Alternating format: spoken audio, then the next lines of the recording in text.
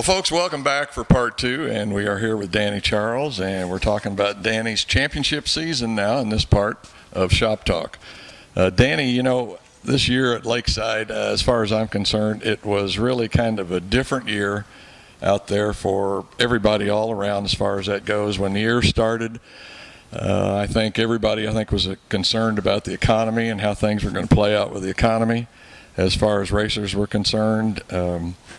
Lakeside also was paying less money for winners of the A feature, and also the weather this year was, I think, really played a factor in it. As boy, there were a lot of Friday nights. I think people were calling the track to find out whether or not we were going to get to race. Yeah, I can't tell you how many times it seemed like that happened. And then something I think was really unusual this year for Lakeside and the modified championship out there was the Discovery Channel coming out there and wanting to film the reality show that they filmed out there this year. So in all, it really was a really different year for racing at Lakeside Speedway. Yeah, in a lot of ways, and a lot of things, it was different. But you know, every year has its own trials and tribulations. You know, so it's racing's racing no matter what's going on. Right. This was probably also a year that we've seen some of the veteran drivers at Lakeside that kind of took just a little bit of a backseat to some of the younger guys that were coming on. And of course, you being in the forefront and winning the points championship out there this year, being able to step it up just a little bit and get into that championship season. What for you might have been one of the real keys as far as winning that championship this year? Definitely funding and having, I think, probably one of the greatest car owners down there, and he gives, you know, Randy does a lot for me and a lot for the whole entire team. J-Bro Motorsports with Nick Bidinger now, and him and I teamed up. I'm hoping that next year we can really be a powerhouse. I was going to say, I was thinking about that on the way out here, and I hadn't made up any kind of a question about it, but man, what a race team with you and Bidinger teamed together on this team. And I think Nick finished 5th or 6th in points, but he was really tight in there in points, and I know at one point, I think in the season, we were 1 and 2 in points, and you know, you have some problems, and you know, their first year in a modified, he just did an extraordinary job, and he's going to be in an Evolution car too next year, so I think it's really going to help us both. Yeah. Wow, that is going to be something to watch for out there. And you know, you have to wonder, 2 cars and the knowledge that you get from 2 crews has got to be better than 1. Oh, definitely. So man, you put that together, it really is going to be tough. I wanted to ask you a little bit about the reality show. How much of a distraction was that really for you? Could you tell us just a little bit about what maybe just a day, or if you could go into a little more detail, a week was like having them guys around? They were around a lot, and they asked you to do a lot of stuff that you don't ever normally do, and you know, you had to take what you know, sometimes you do some of the things, sometimes you wouldn't, and just had to take each one of them by themselves, and it wasn't fun. I didn't enjoy it. You know, I thought I would at first, but you know, but I can say I've done it, and it was something we've went through. If they come back next year, I mean, if this turns out to, you know, really be a big hit on the Discovery Channel and they come back, would you want to do it again?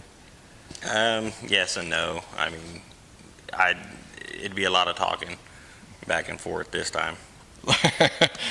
Probably a few more things settled before it got started. Yeah. Because I'm sure after you got into it, you found out there were quite a few things that you absolutely just really didn't want to do. Some of the people were real easy and fun to work with, and some of them you just wanted to slap in the head.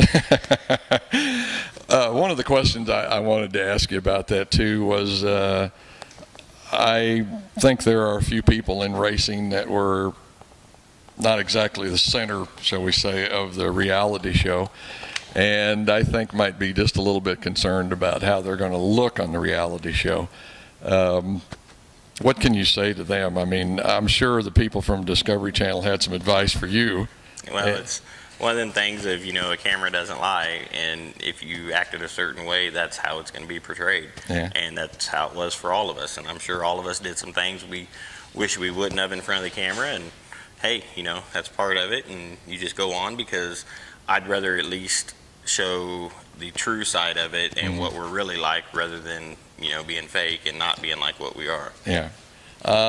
It's hopefully is going to shed a good light on Lakeside, because as far as I'm concerned, I mean, gee, what a track, racers, competition every week.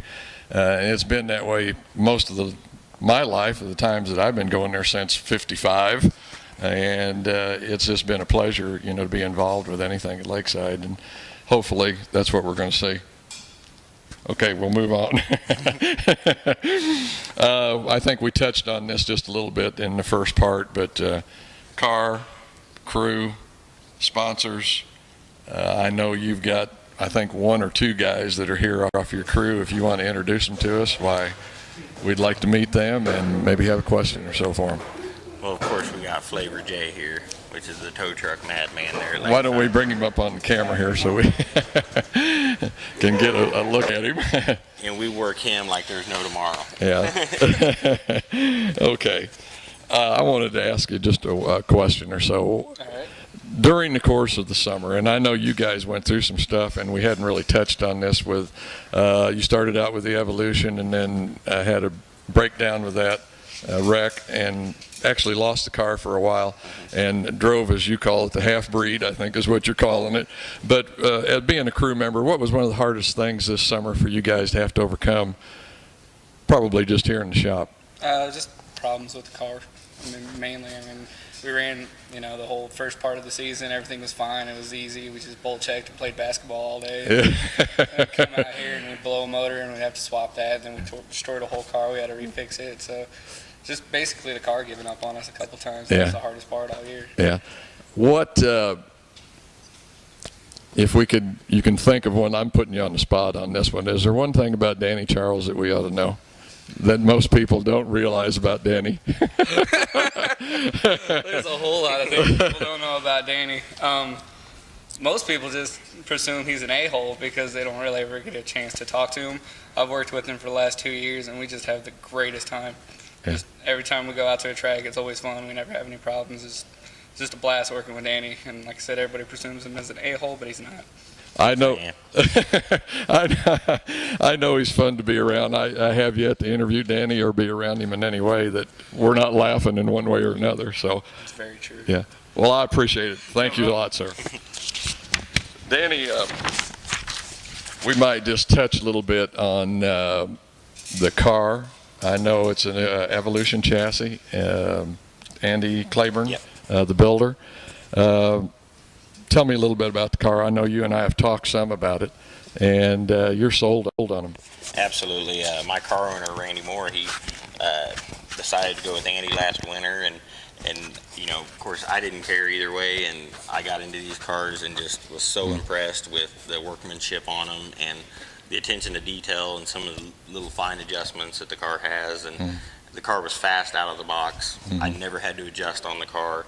And it was just consistent every night. And I can't ask for more than that, out of a chassis. So I definitely am going to stay with them and looking forward to keeping working with them, because they help out so much down there, as far as they call every week and always have suggestions and ideas to make the car better, and that's what it really takes now. I think the comment you made to me on the phone the other night is you have to adjust your way out of this car to make it worse. Exactly. That they're just so consistent. Absolutely, they are, and little fine adjustments on them make a huge difference. Let's talk a little bit about the motor. Who builds the motors? They're out of Illinois. It's Mullins Motors. What's his first name? Chad. And they do a great job with the motors, and Lakeside is really tough on motors, and that motor's been so consistent all year. Yeah. Okay. Folks, I don't know how else we can conclude a championship season except to say congratulations, Danny, on a great year. I know the carb banquet's coming up, and you'll have your opportunity to step up on that stage and take that trophy. And just how does it feel? And just for you, how does it feel to know that you're the 2009 points champion of the modified class at Lakeside? Oh, that was last year. I'm already looking forward to 2010. We want to go out and do it again. And J-Bro Motorsports, we want to get another one. And it feels good, but I'm already looking forward to next year. Yeah. Well, folks, we've got to wrap up Shop Talk. Thank you, Danny, for talking to the Cheeseworks. and thank you guys for coming out.